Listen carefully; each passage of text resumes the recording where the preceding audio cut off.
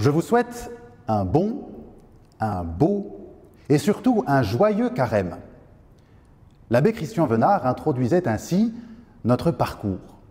Mais en regardant les textes de ce jour, j'ai de la peine à trouver cette joie qu'il nous souhaite.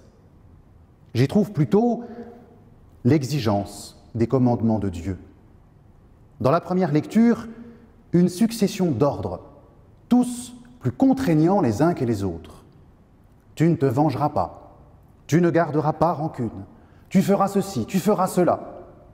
Et Jésus dans l'Évangile en rajoute, quand le Fils de l'homme viendra sur terre, alors il siégera sur son trône de gloire et il séparera les brebis des boucs.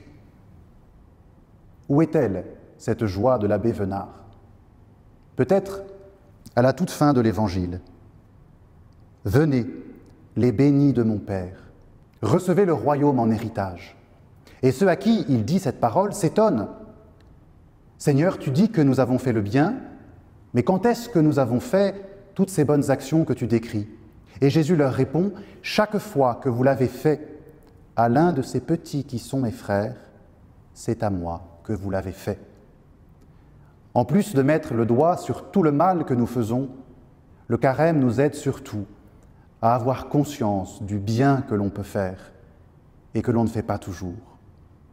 Le carême, ce n'est pas forcément de sauver le monde par des actes absolument extraordinaires, mais c'est de mettre dans les actes ordinaires un poids d'amour extraordinaire. Bon carême!